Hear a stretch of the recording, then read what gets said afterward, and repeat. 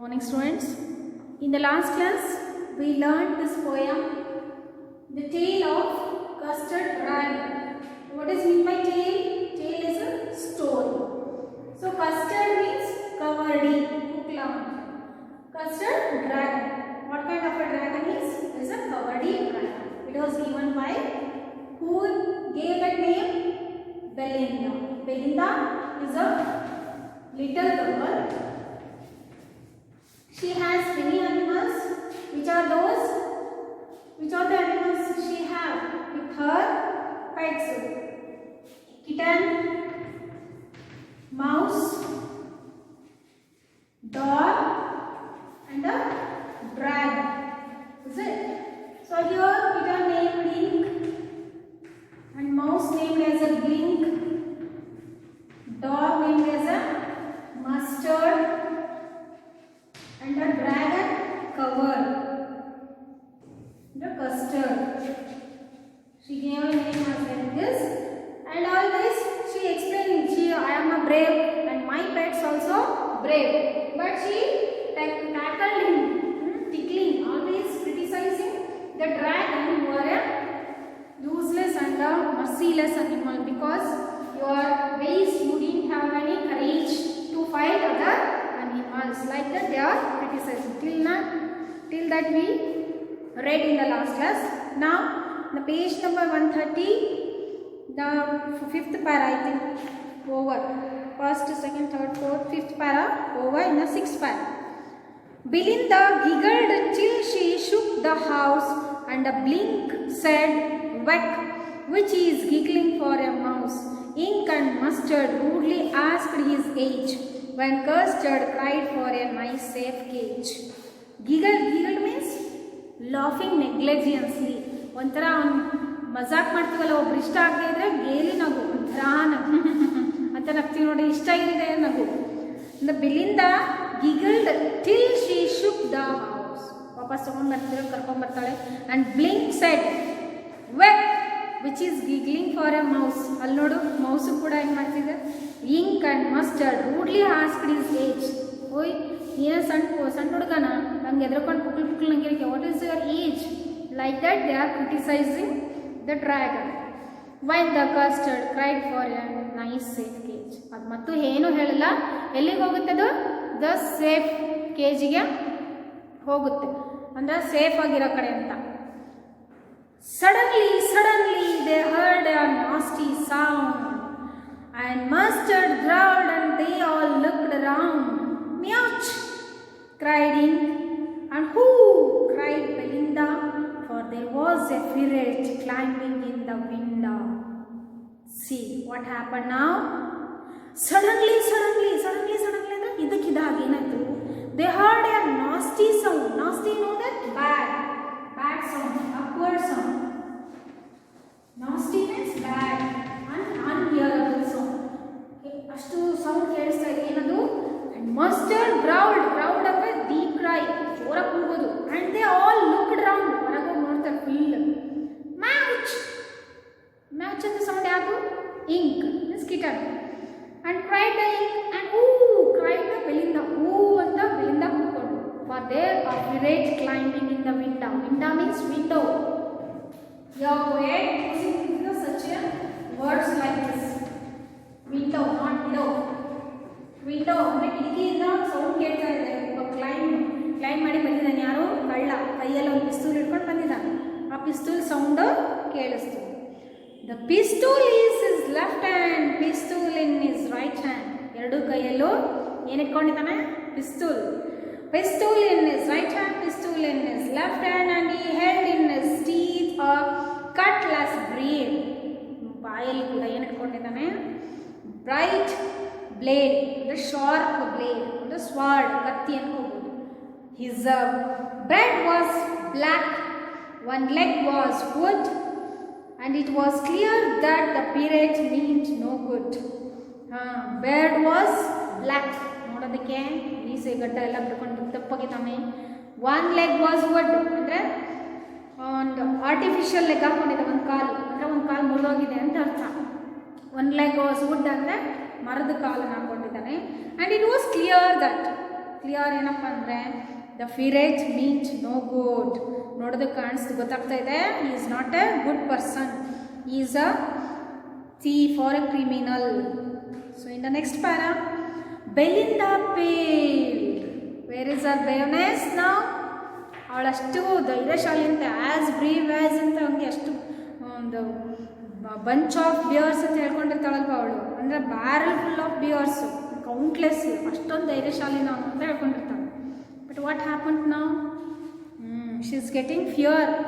Belinda paled, ಸಪ್ಪೆ ಮುಖ ಹಾಕೊಂಡು, and she cried help help, but the mustard fled, ಬ್ಯಾಗ್ ಹಂಗೆ ಅಲ್ಲಿಂದ ಎಸ್ಕೇಪ್ ಓಡ್ತು.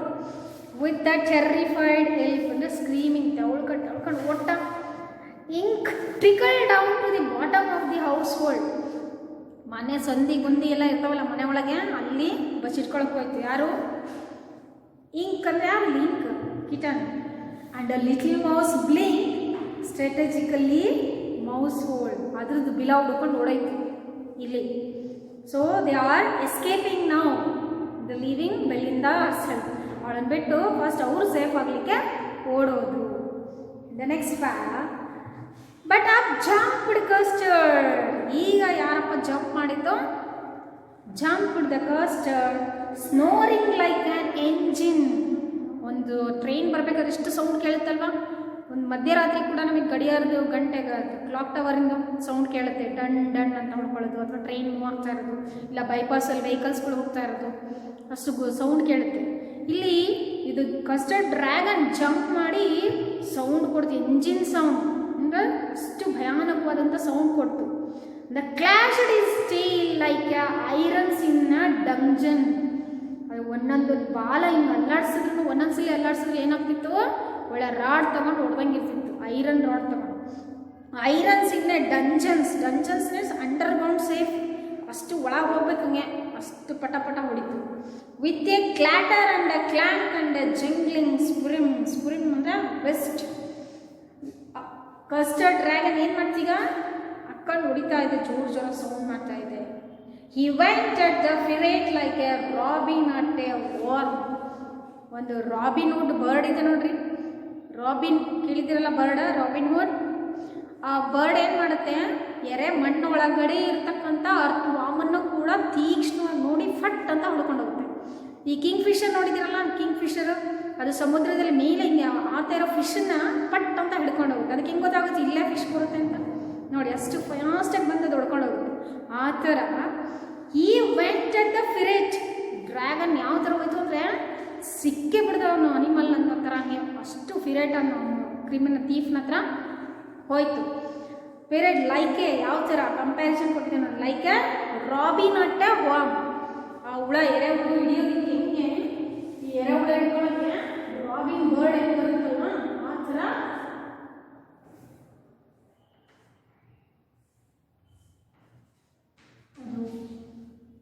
ಏನು ಬಂದಿತ್ತು, ರಾಬಿನ್ ಬರ್ಡ್ ಹಿಂಗೆ ಕ್ಯಾಚ್ ಮಾಡ್ಕೊಳುತ್ತಲ್ಲ ಎರೆಹುಳನ, ಆ ಟೈಪು ಇದು ಡ್ರ್ಯಾಗನ್ ಅಟ್ಯಾಕ್ ಮಾಡ್ತು ಯಾರನ್ನ, ಫಿರೇಟ್ನ. The pirate gaped out the Belinda's dragon and gulped some grog from his pocket flogon. He fired 2 bullets. He refers to a ferret man. In the earlier para, he went to the ferret like only he and the custard dragon.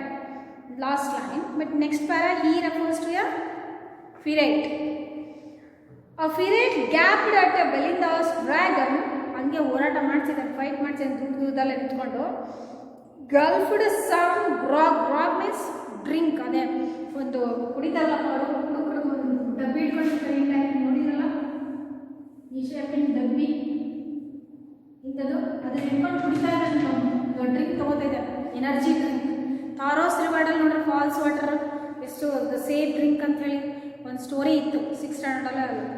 ಆದರೆ ಇಲ್ಲಿ ಅದು drink ಕುಡಿದ್ರೆ energy ಬರುತ್ತೆ, ಆದರೆ ಗ್ಯಾಪಲ್ಲೇ ಅಂದರೆ ಆ dragon attack ಮಾಡೋ ಗ್ಯಾಪಲ್ಲೇ ಅವನು ಆ ಡ್ರಿಂಕನ್ನು ಕುಡ್ದ ಫೈಟ್ ಮಾಡಲಿಕ್ಕೆ.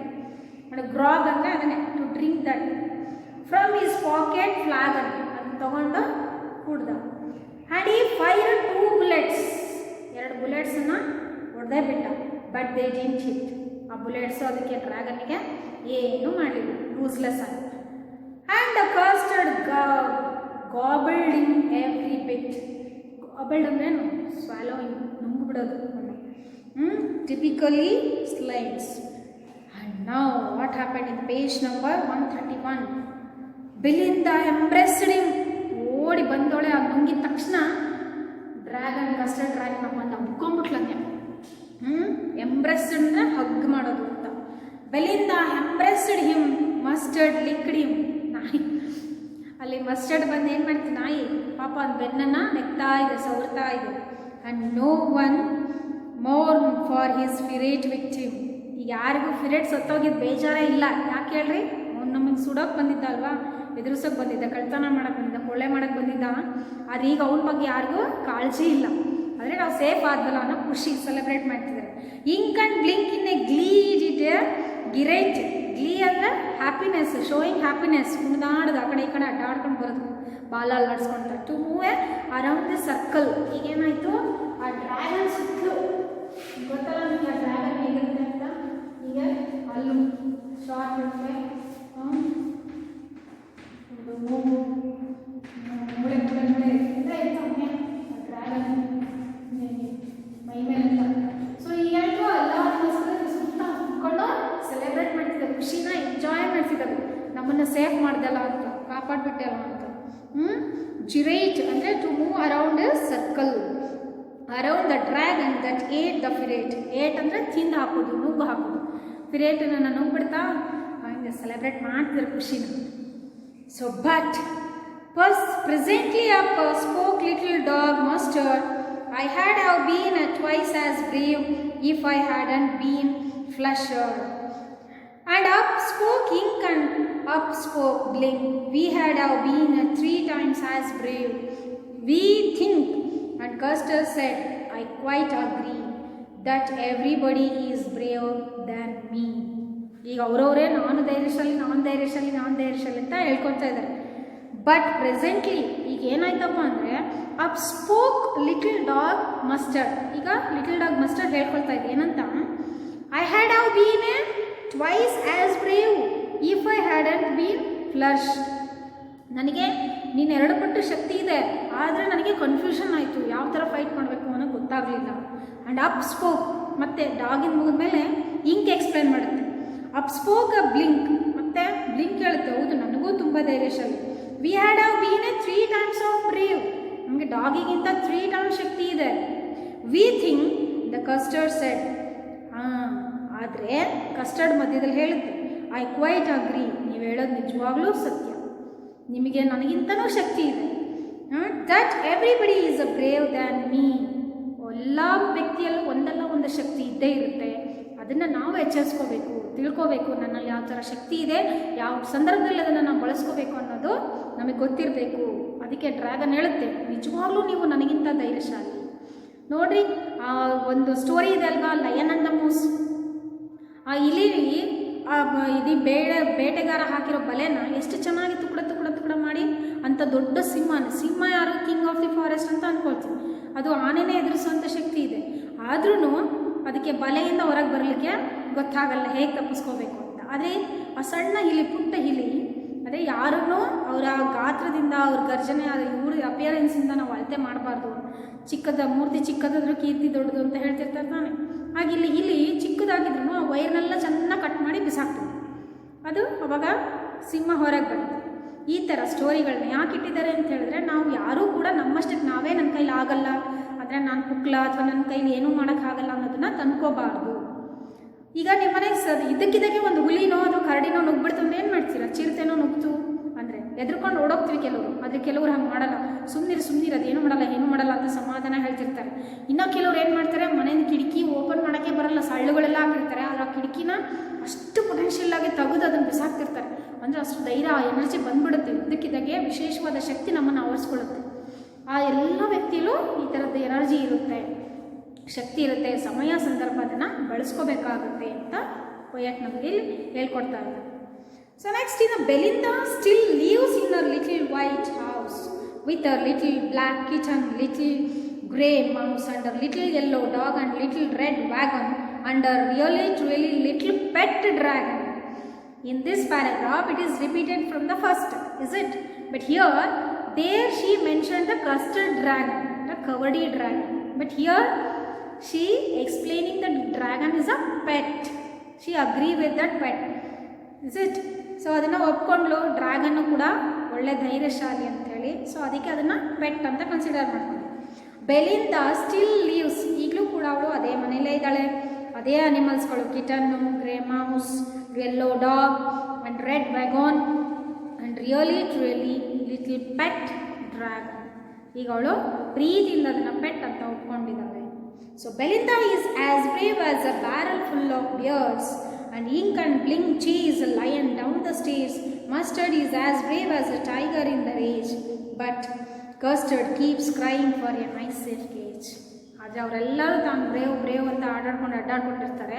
ಆದರೆ ಕಸ್ಟರ್ಡು ಯಾವಾಗಲೂ ತೋರಿಸ್ಕೊಳ್ಳಲ್ಲ, ನಾನು ಬ್ರೇವ್ ಅಂತ ಹೇಳ್ಕೊಳ್ಳಲ್ಲ. ಆದರೆ ಅದು ಪಾಡಿಗೆ ಅದು ಸೇಫಾಗಿ ಸುಮ್ಮನಿರುತ್ತೆ. ಸಮಯ ಸಂದರ್ಭ ಬಂದಾಗ ಅದು ತನ್ನ ಶಕ್ತಿಯನ್ನು ಎಕ್ಸ್ಪ್ರೆಸ್ ಮಾಡುತ್ತೆ ಅನ್ನೋದು ಈ ಪೋಯಮ್ಮಿನ ಅರ್ಥ. ಗೊತ್ತಾಯ್ತಲ್ವಾ? The poem is over. So next in our poetic device and the rhyme scheme. What is the rhyme scheme here? You know already. The mouse and dragon, blink, ink, custard. Okay. Rhyme scheme A A B B C C D D. So rhyme scheme is A A B B C C D D E E F F G G H H ಆ ಥರ ಹೋಗುತ್ತೆ. ಬೇರೆ ಬಂದರೆ ಹಂಗೆ ಹೋಗುತ್ತೆ. Your rhyme scheme ನೋಡಿ. A A B B A A ಯಾಕೆ ಅಂದರೆ ಹೌಸ್ ಮೌಸ್, ಈ ಸೌಂಡ್. ಸೊ ಅದಕ್ಕೆ A A. Next B B. Next wagon dragon. Like that it follows. I think you may know that. I don't want to explain more about this. A house mouse, B wagon dragon, C means ink and blink. ಯಾವುದು word change ಆಗುತ್ತೋ ಅಲ್ಲಿ continuous ತಗೊಳುತ್ತೆ. A B B C next D mustard custard and custard. ಇಲ್ಲಿ D sound ಬಂದಿಲ್ಲ. Next D ಆ D sound ಬಂದಿರೋದ್ರಿಂದ ಅಂತ ಹೇಳ್ತಿಲ್ಲ, but it is change. Words R change. It will not be repeated with the end sound. ಅದಕ್ಕೆ change ಮಾಡ್ತೀವಿ. ಅಕಸ್ಮಾತ್ ಇಲ್ಲಿ ಈ ಬಂದಿದೆ, ಇಲ್ಲಿ ಈ ಬಂದಿದ್ರೆ ಎ ಏನೇ ಆಗಿತ್ತು ಅಲ್ವಾ? ಇಲ್ಲಿ ಅಥವಾ ಈ ಬಂದಿದ್ರೆ ಮತ್ತೆ ಇದು ಎ ಬಿ ಬಿ ಮತ್ತೆ ಎ ಆಗಿತ್ತು. Clear? So rhyme scheme was over. And repetition, we know that many times little word is repeated. Is it? So that is why repetition is also used. Repetition. The line. This is poetic device. And oxymoron. Oxymoron means opposite thinking. The wild dragon, pet dragon.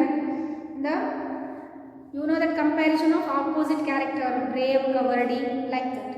That is why oxymoron anta karತೀವಿ. Oxymoron means the opposite expressions ಅಂತ, ವಿರುದ್ಧವಾಗಿ ಹೇಳಿಕೆಯನ್ನು ಕೊಡೋದನ್ನ ಆಕ್ಸಿಮೊರಾನ್ ಅಂತ ಕರೀತೀವಿ. ಏನದು? ಆಕ್ಸಿಮೊರಾನ್. ಆಕ್ಸಿಮೊರಾನ್ ಅಂದರೆ opposite expression. Opposite expression ಅಂದರೆ ಕವರ್ಡಿ, brave ಅಲ್ವಾ? ಈ ಥರ. ಮತ್ತೆ ಪೆಟ್, ಫಸ್ಟಿಗೆ ಪೆಟ್ ಆಗಿರಲಿಲ್ಲ, ಆಮೇಲೆ ಪೆಟ್ ಡಾಗ್ ಆಯಿತು, ಕವರ್ಡ್. ಸೊ ನೆಕ್ಸ್ಟ್ ಇಂದ another similes also. We know that many times compared as, brave, as, word is there, as, like, used in many times. So the simile is also there. Simile. And next alliteration. Alliteration, we know that consonant sound repeated, that covered, called, custard, cross sound is repeated. That is why you can see that consonant sounds which are repeated in the same line, this is called a alliteration. Here repetition means the same word again and again repeated, it is called repetition. But alliteration is the sound of the same consonant repeats. Consonant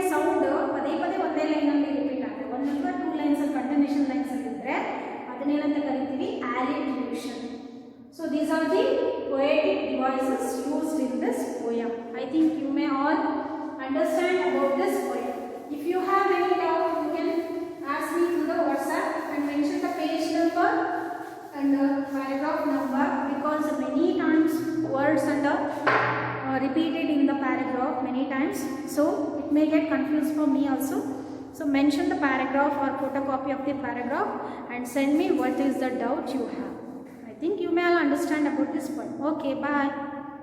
Thank you.